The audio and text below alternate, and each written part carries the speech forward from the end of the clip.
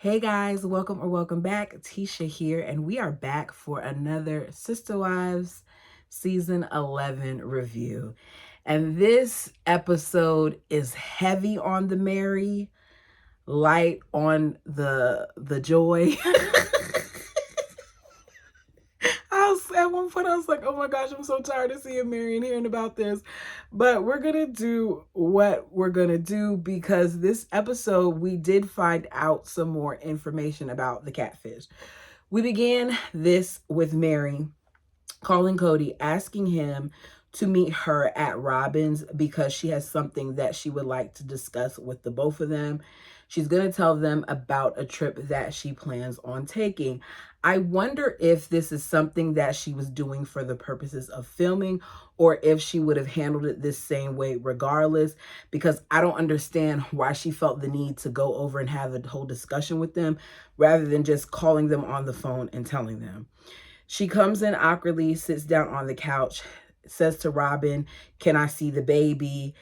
And as she holds the baby, I'm like, okay, here we go again, Meri. You're using this baby as a buffer, the same way you tried to use Solomon when you were supposed to go see Leon. Now here you are putting Ariella in your lap so you can tell them whatever it is that you have to tell them.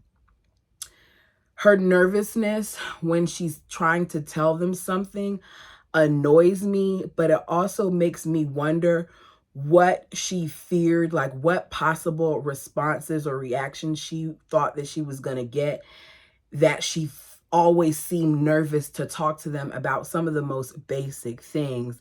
It makes me feel like Kody may have responded to her in a way in the past that made her fearful sometimes to share. So she's taking a trip to Georgia to meet a woman that she's been talking to who was also in the same situation as her. As she's talking, Kody is looking at her like, okay, here we go with this crap again. You're talking about this. I really don't want to talk about this, but I guess I have to talk about this. At this point, we find out it's been a year and a half since Meri was catfished and the targets of this woman who created a couple of different personas. This is her words that hooked Meri, and the one that Meri really gravitated towards was this male persona by the name of Sam. She said that it became a very threatening, manipulative situation that took her a few months to figure out what exactly was going on. I hate the way that Meri describes this situation because she doesn't want to be considered a victim, yet she uses a lot of verbiage that would have her being labeled as a victim. You make it seem like this person sought you out, but it takes two to tango. You all let me know what you think down below. Kody said, did this happen with the same person? What happened to you? Did it happen to that person as well with the same person? And she says yes. Robyn says, oh, so they were a victim of our special person too. Meri quickly says, don't use that word because that's not what we are. When we use that word, it gives the catfish power, and she's had power over me long enough and I'm not doing it anymore. I got what she was saying, but it fell flat for me because had I not listened to the voicemails, maybe I would have gone with that. But the voicemails and some of this episode give you a different perspective. I have one of them in my shorts if you haven't heard them, and it is very bad to the point where there is no denying it that Meri was very much so falling for this catfish. This was not just the catfish, this was Meri. She didn't think that it was odd that she was having all these conversations and doing all these different things with this person that she never met. A person who, when you called, she wouldn't answer the phone, even though he, whatever, text you. And I'm not saying that in a disrespectful way. I'm just saying whatever at the time she thought that the person was, they did not answer the phone. It's just hard for me to understand. Meri says, talking to this other person has helped me figure out some things. And by other person, she's talking about Cheryl. She knows more than I do, and Cheryl's begin looking into this person. Robyn says, I think it's cool and I think it's great. But Kody's body language has me feeling like he doesn't think it's cool, nor does he think it's great. So Kody is looking down at his hands as Meri's continuing to talk to Robyn. And then he looks up to say, if we ignore this perpetrator, then they disappear. In other words, he did not want Meri to pursue this. Robyn says, but you don't have an issue with her going. The way that Robyn phrases the question is kind of like, you're not going to have an issue with her going. You better nod your head and say, and say yes. He says, no, I think it's a good idea for her to see the woman friend of hers. That's not what the statement, if we ignore the perpetrator, then it will disappear, means. He only switched it up, as I said, because Robyn was so excited about it. He wants to know how the other lady that has been catfish feels about his opinion, because he struggles with Meri doing anything to continue to indulge in the situation. If you really wanted to know that, my thing would be ask Meri to call her up. I don't understand why Meri felt the need to fly all the way to Georgia in order to speak with this lady. Kind of makes me feel like TLC encouraged her to do this, because it's not making sense to me. He thinks it will go away if they just leave it alone. Meri agrees, but she says she needs this final part of the process. She's done a lot and she feels like this will be the final nail in the coffin. The bird says, I think it's great. And thanks for sharing, your life. It's so fake. After Meri leaves, the bird asks him again, you're cool with this, right? You think it's cool? It's like she has this way of telling him what he's supposed to think or what he's supposed to say. Remember, she speaks Kody. He reluctantly says, yeah. His yeah didn't seem like a sure thing to me. He then says, for me, it's strange. And Robyn says, I think it's great. We heard you the first 2 times, little birdie. We know that you think that it's great. Meri says she told Kody and Robyn at this point because she just needs to let Kody know what's going on. I don't understand why Robyn needed to be included in on that, but this part goes to how we've been told in more recent years that Meri used Robyn as a buffer sometimes because Robyn could help her speak Kody. So this early on, Robyn was very much so involved in their dynamic. She said Robyn has made an effort to pull her in, as have the other ladies. At this point, Janelle is even going to ongoing counseling with you. So this isn't the act of someone who isn't trying to make you feel included. But for whatever reason, I think that Meri felt like as long as she remained connected to Robyn, she could remain connected to Kody. Kody says Meri is not past this, so having this version of what would be a support group in this person, Cheryl, will be healthy for her. He says his thought process is he can't understand how she let this happen, and him saying that sounds so unsympathetic of him, and her having sympathy is probably something that is a really big deal to her and that she needs. But we know that he would never sympathize with Meri because he doesn't like Meri.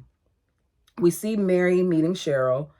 We find out 2 people, one of which was Cheryl, reached out to Meri last year when they saw that Meri was online talking to Sam. That Cheryl tried to warn Meri, much like Leon did, about Sam being fake, as well as Sam's friend Lindsay being fake. But Meri didn't want to listen, just like she didn't want to listen to Leon. Meri let us know that Sam reached out a few times, that she was open, and he said that he was a Southern gentleman and that he spoke very respectfully at first. He was kind, he was funny, and she enjoyed the friendship. They laughed a lot, and she enjoyed talking to someone. The same story that we've heard over and over and over again at this point.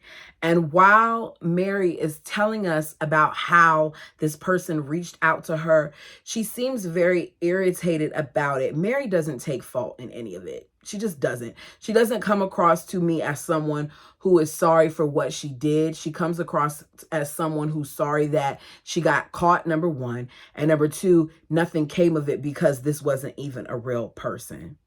She says Leon was gone and her sister wives were busy. How long was Meri really talking to Sam? Because the math isn't mathing to me. It's not adding up. She says she thought that they would end up meeting and that they would be friends and that he would be able to meet Kody and her family. Meri is a liar. I don't understand why she is still lying at this point. I listened to some of those messages recently, as I said, and I'm going to read more down below, but let me just give you a little excerpt.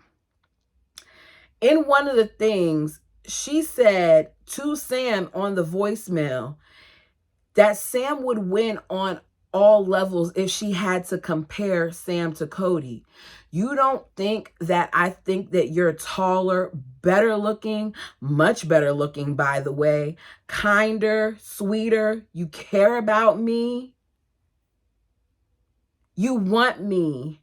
You say that you're willing to fight for me. You say all these things about love and affection and passion. So yeah, if I were to compare you, you win all the time. Does that sound like somebody who is having a friendly conversation with another man? Does that sound like another male that she wanted to meet Kody? No, Meri's a liar.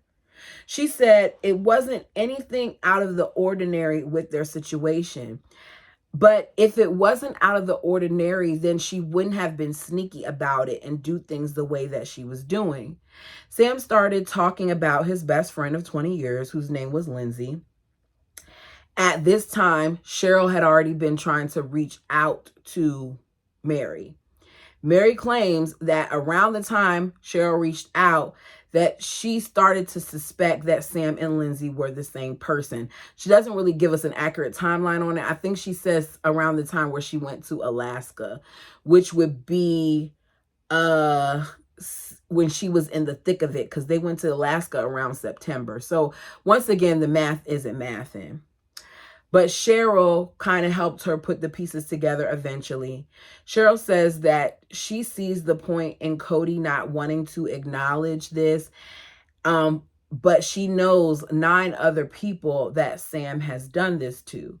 Meri tries to tell us the different things that the catfishers do and how they do things like say that they're going to invest and how that is a key thing. But this had to do more about the relationship aspect, not about this person getting money from her. And then I was like, okay, so did this person get money from Meri too? But then she explains later on that they didn't. But we did learn that some kind of way, maybe Sam was trying to. We learned that Sam wanted information about the failing business of the Sister Wives Closet. He wanted financials as well as the business plan. Now, to most of us, that would be, I don't know, a big flag, a big red one, waving a stop sign, a yield, a don't cross, something. But to Meri, that's not what it was. To Meri, she was like, based on Sam wanting to know those things, I thought that Sam wanted to invest. What?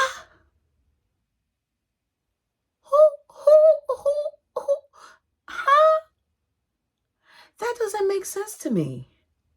So what did Meri do? Because she thought Sam wanted to invest? Meri sent Sam a non-disclosure agreement. If y'all could, I had to rewind it to make sure that I heard correctly. Meri sent Sam a non-disclosure agreement. A person that she never met. An agreement to sign in order to get certain information. I say, what? Really, Meri? I now see why the family no longer trusted her. I didn't know any of this had gone on. As I said before, I stopped watching the show way before all this happened. But there is no way that you're going to disclose my financial information to people that you don't even know and that you think I'm going to be okay with it or you.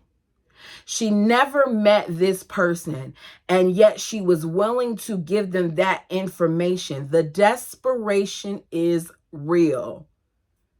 These women are terrible at seeing the signs.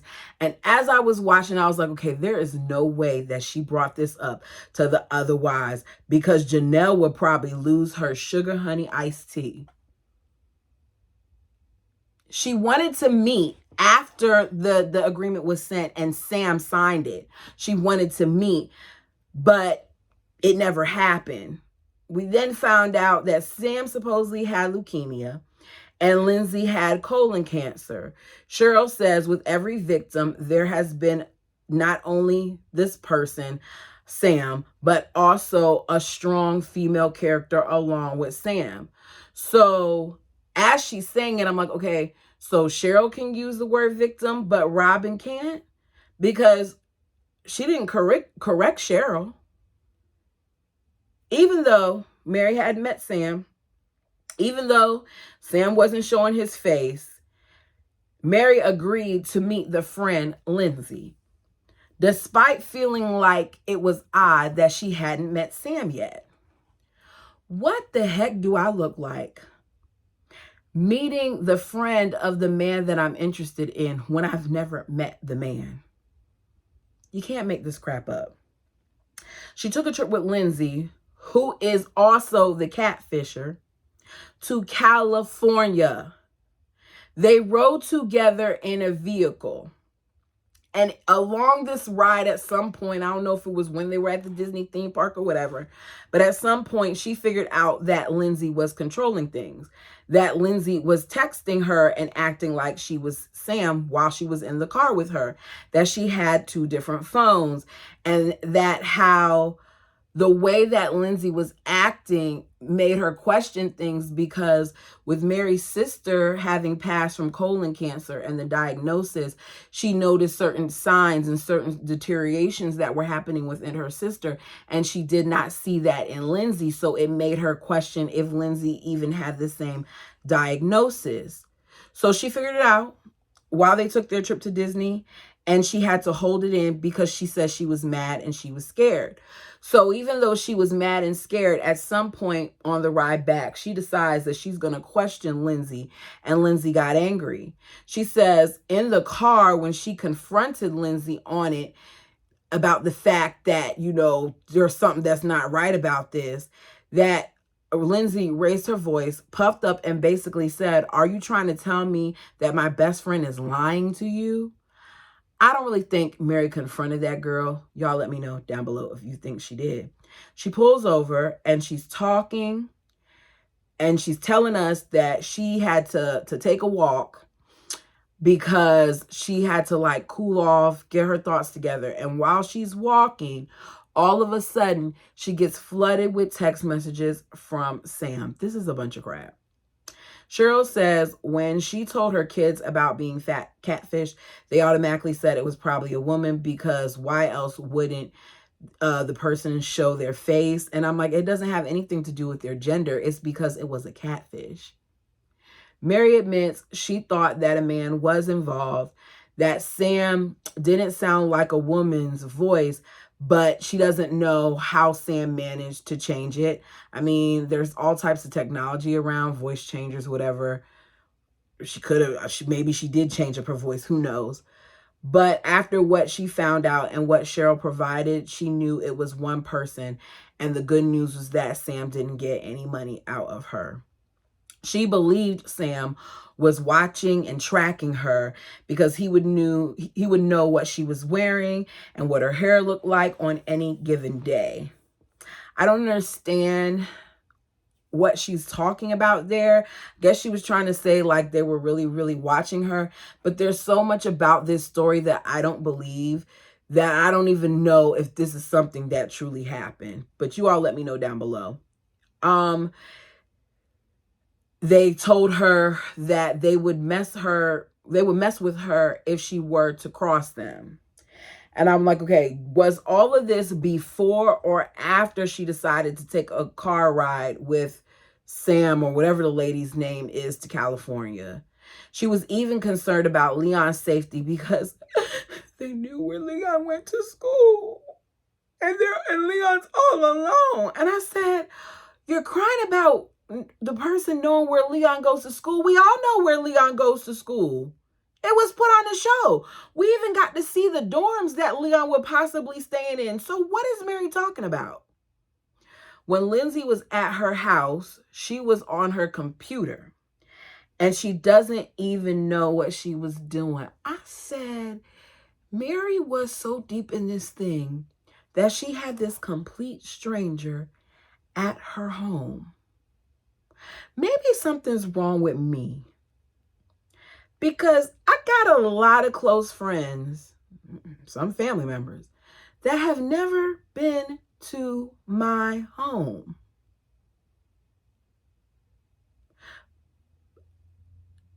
But this complete stranger has been to your home? This person was asking about all types of business questions and confidential information and things of that nature. And you're going to not only allow them to come to your home, but you're going to allow them to have access to your computer where they could do anything to that computer that they want to. This should do something with Lindsay too, because why did you give Lindsay so much access to your home?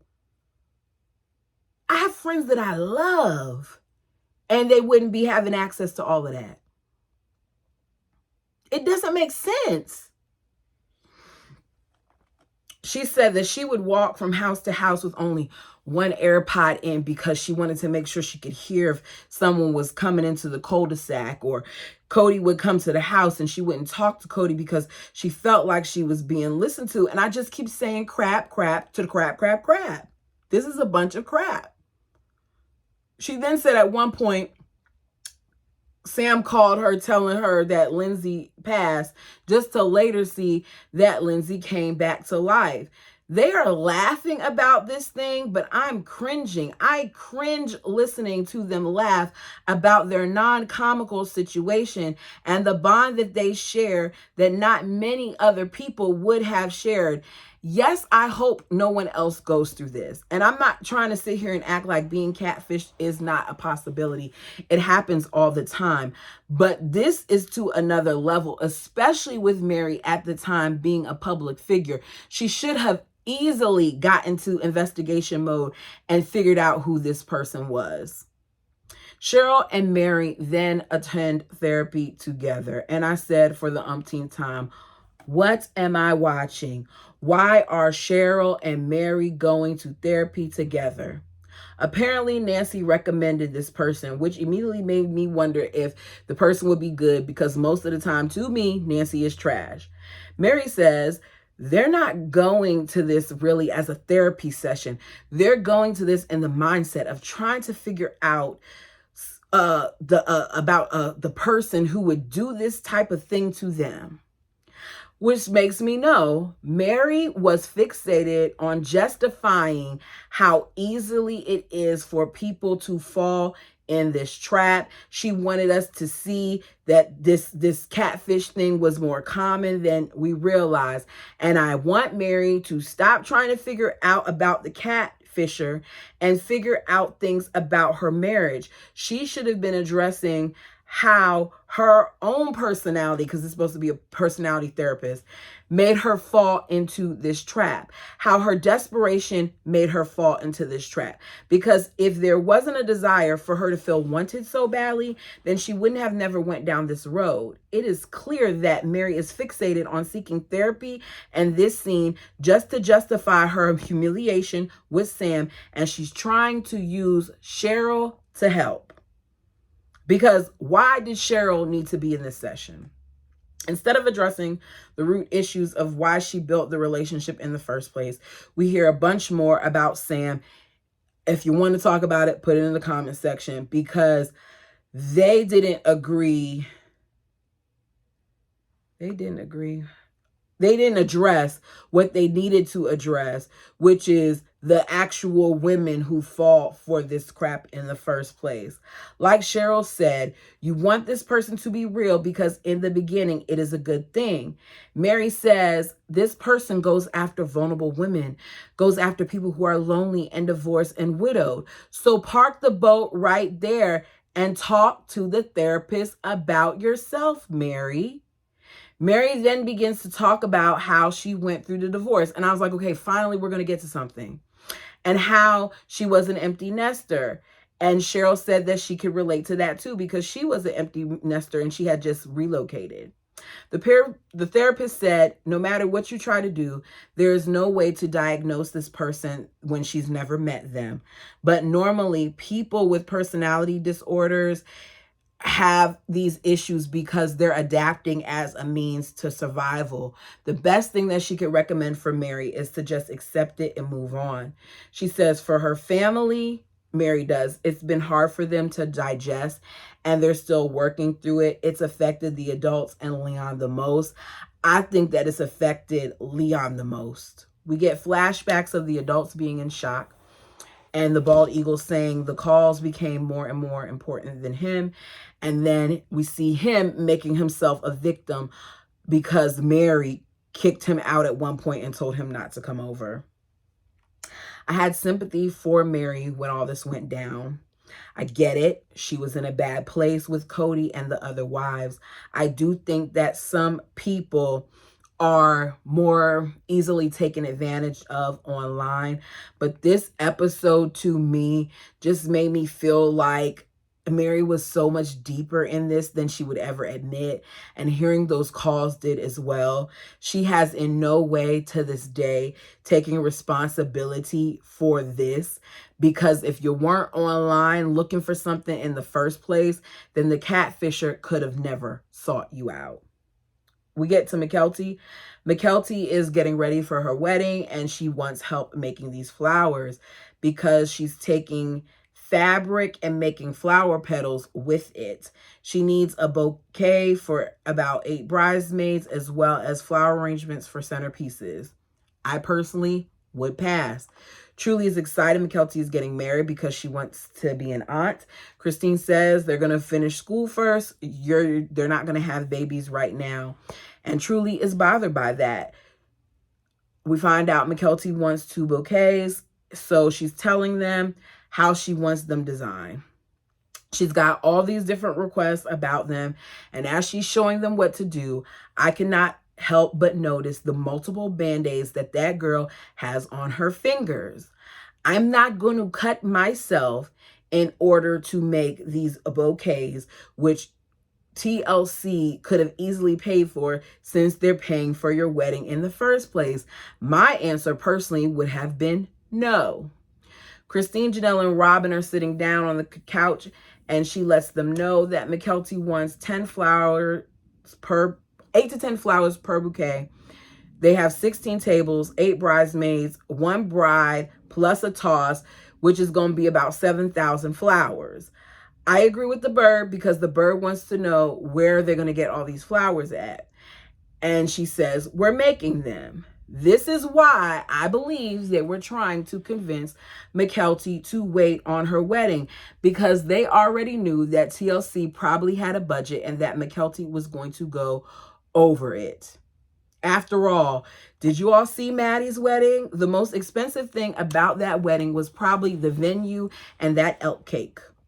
They're going to make all the flowers and Mykelti's going to assemble them because she's particular about the way that they're arranged. And I said she should particularly do it herself. They said that this wedding has an invite of 500 people and they're expecting 400. Janelle points out that that is about 3 times the amount that Maddie had at her wedding, which to me shows how ridiculous this all is. I have an extremely large family. When I say large, let me put it this way. My grandmother had 8 children. Out of her siblings, she is the one with the least amount of children. Her great uncle has like 91 great grandkids. And it sounds crazy, but when I'm talking about my family in the past produced, the Jamaicans were busy. They produced. And even as large as my family is, and I love them, they would not all be invited to my wedding. It's just not realistic to me.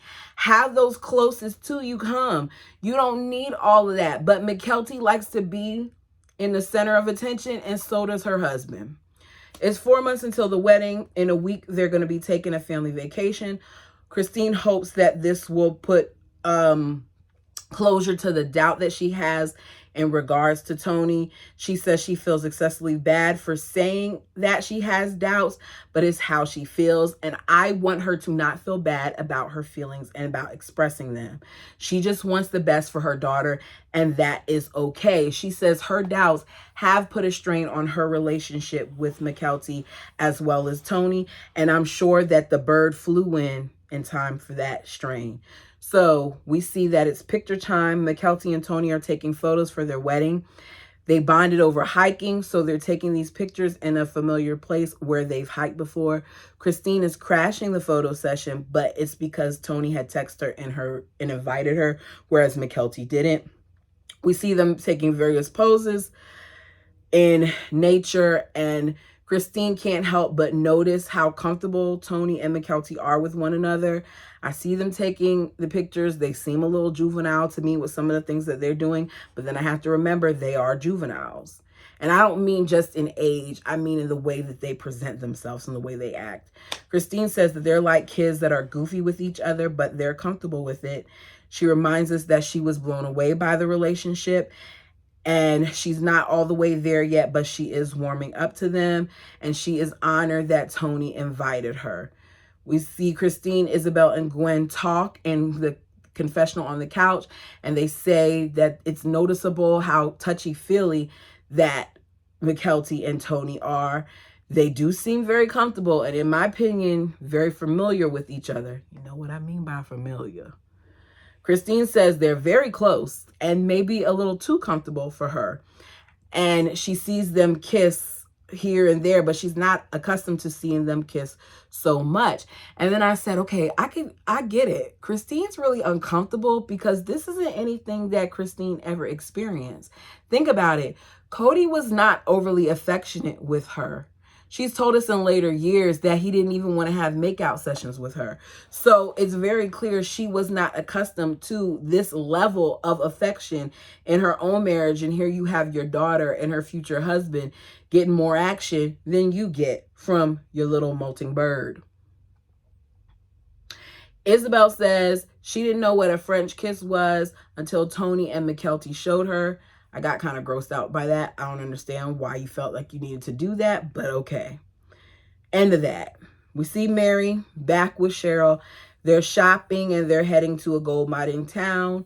They talk about how they enjoy talking to the therapist. Meri says she went into it wanting to understand someone else, but she learned more about herself, and now she can progress in a healthier way. I would think that she would have learned that from Nancy. What did Nancy tell her? They talk about polygamy and how Meri got into it. Meri says that Sam was at various points trying to get her to leave Kody. She was going to leave. She said it in Alaska, like she was going to leave. She said that they were demeaning in regards to their family and members of her family. And he said, I have the money and I have the house. And Meri thinks that her family thinks she was having an affair. Meri was having an affair. It was very much so an emotional affair. And at this point, I got to side with what Leon is saying, because Leon heard more than Meri is willing to admit.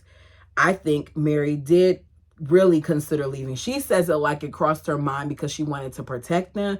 But Meri considered leaving because she wanted to leave and be with Sam. She claims in Alaska, Cheryl had already reached out to her, and she felt at that point it was a woman, but she saw something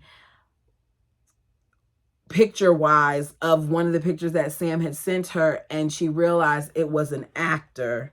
So this whole time, the pictures that she was falling in love with of this handsome man was an actor. It wasn't even the real guy. And she said after that, when she brought it up to Sam, that Sam threatened to blast her on social media and did. It got said that she met up with them and went on trips with them and all these other things, but she said she never met Sam because there is no Sam. But you did meet up with Sam. You met up with Lindsay, who is Sam, who is whoever the catfish is. So it wasn't all a lie. They go to the vineyard. There's wine, and although they're not really supposed to partake in it, according to their religion, Meri decides to taste some. This lady had wine, slushy, and wine shots. I would have been right there too. Count me in. You think I'm going to turn down some wine? No. Wine tasters are the best because there's so many different wines that you get a little buzz quickly. I'll take it. Meri returns to Vegas to have a session with Nancy and Kody. She tells us that she got back from Atlanta a couple days ago. And yet, even though she got back a couple days ago, this is her first time seeing Kody since she got back. So yeah, we're really supposed to believe that y'all are working on your marriage and this is your first time seeing him since you got back. Do you think that I will be gone out of town for a couple of days, and when I get back in town that my significant other would not want to hurry up and see me, whether I was in the rotation or not? You live in the cul-de-sac in walking distance. He could have came and saw you, made sure you were good because you were back in town, but they were not working on things. Meri says the trip allowed her to meet someone who shared the same experience as her, have a good time, and move on. Kody says that he initially thought it was odd, but now he wants her to be free of the person and the pain and the phony and the portrayal. I don't think she can be free of the phony because she's married to or divorced and spiritually tied to a phony, because Kody is a phony. He asks about the story that Cheryl had to tell. I don't really think he cares. She tells about it. Nancy says, how was it when you met up with Lisa? Kody did not even know that she was meeting up with the therapist because he asked, who is Lisa? And he did not know about this session because they don't talk. She said, if I lived in Georgia, I would want her to be my friend. That's how good it was. Meri just loves to feel wanted and appreciated and needed. And I feel like the littlest bit of thing pulls her in. Kody says this trip was the real, genuine vacation because it seems like Meri came back at peace and she came back with her tank full. Meri had more fun with a complete stranger than she does with her family. To me, that is a problem. Kody says it sounds like there's hope in that Meri won't be fooled again. He wants to know if Meri found out why Lisa thinks Sam did this. Meri says, in my opinion, it's to get a rush. That's why she keeps posting things. Kody says Cheryl is like a support group. He sees value in it.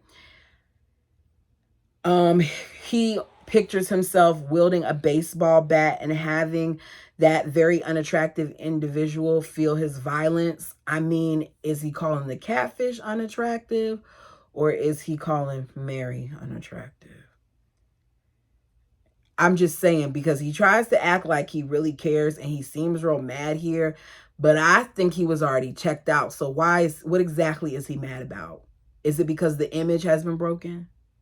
He's mad. He says he's a warrior. His job as a husband is protection.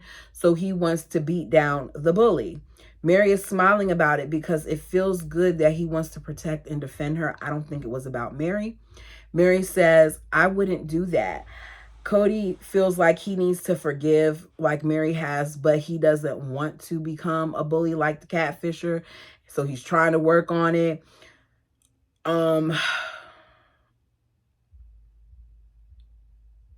Meri says his experience caused her to take a look at their relationship. Kody agrees and claims it's caused them to reset. I don't feel like it caused them to reset. I don't feel like it helped him. They have to be honest about where they were because for years they had a problem. Kody says it's been through their entire marriage, whereas Meri says it's for years. what was the problem? So now they're going to supposedly be real and honest to us, but they were still lying. Meri brings up how when Robyn made the offer to be a surrogate, that they were in a rough spot. And that was part of the reason why she took so long to decide, because she didn't want to use the possibility of a child as a way to just try to fix their relationship. If you guys were in such a rough spot, and Kody admits that they were even now, why did he suggest it in the first place? He's talking about how he didn't know that she was conflicted, and I don't see how he didn't know, because we knew she was conflicted. They were struggling before they met Robyn, and when they met Robyn, they were on a high. Kody wants to remind us for the umpteenth time, it didn't have to do with Robyn, and it didn't have to do with the recent divorce. It was much deeper, that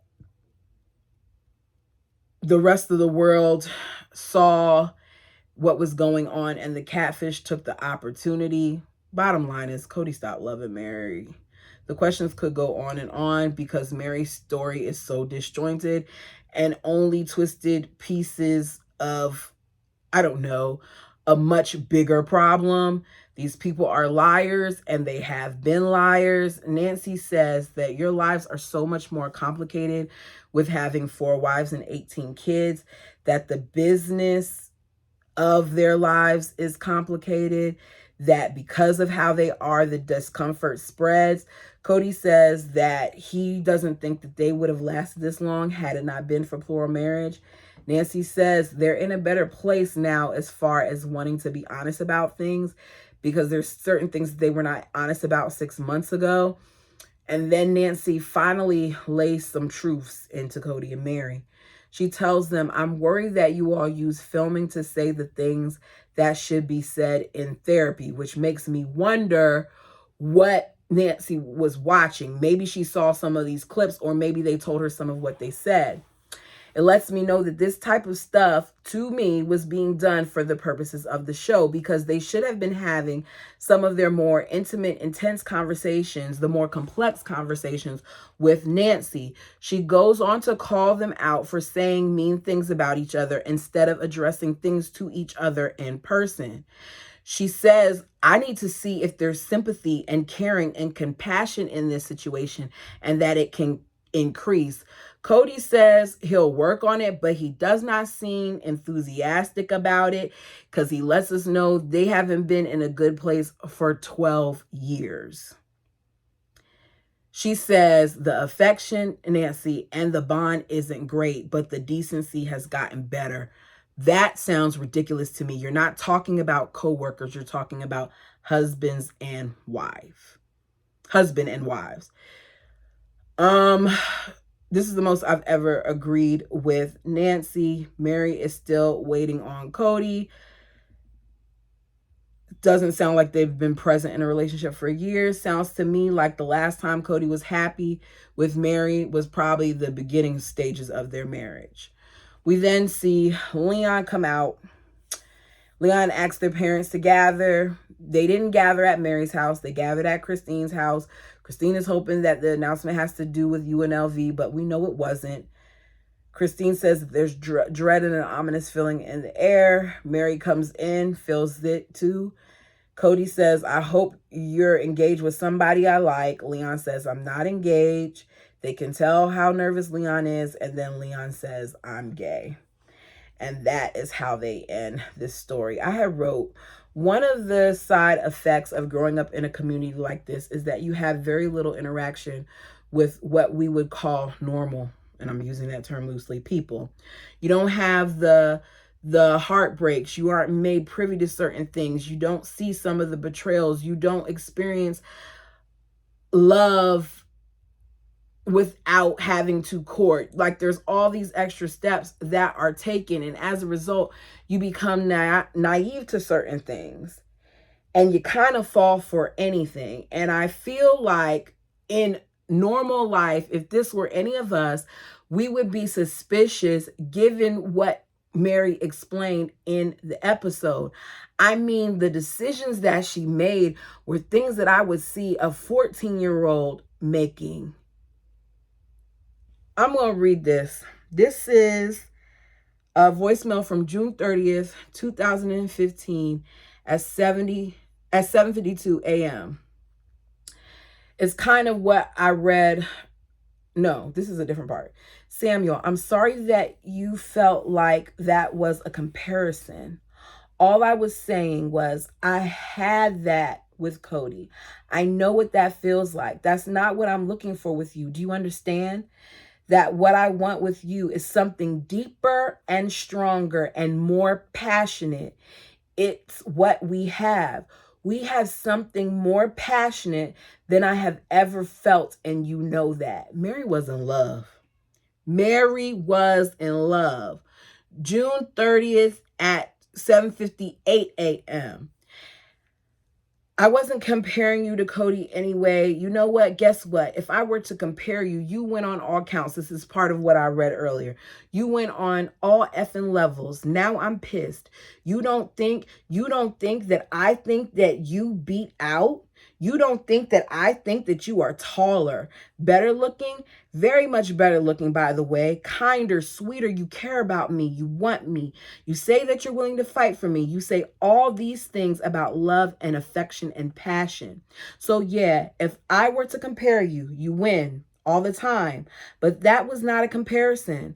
It was, I know the pain of that. That's all that was. And that's not what I want with you. I think you need to just, I'm fighting my darndest for you right now because I feel you slipping away, and I'm fighting with everything in me tells me all my history tells me to just back off and to let go. And I'm not doing that with you. I told you I wouldn't, and I'm keeping that promise that I'm right here. But I know that it makes you mad when I say it's you. And all I want is you, Sam. All I want is you. And I just keep fighting for you, and I just keep pushing you away. I'm ending it with that because I got a real question. Because I remember, and I don't really care if I lose subscribers for being honest about my opinion, but I remember like a couple months ago, somebody got mad at me for coming down on Meri, and they told me in the comment section that they would be unsubscribing, and I told them thank you and goodbye, basically. I asked for subscribers. I asked you to hit the like button and all those things. But please, if I'm making you unhappy, you shouldn't have to watch. There's plenty of other people out there. But I'm ending with that because does that sound like someone who wasn't ready to leave? You all let me know down below. Until next time.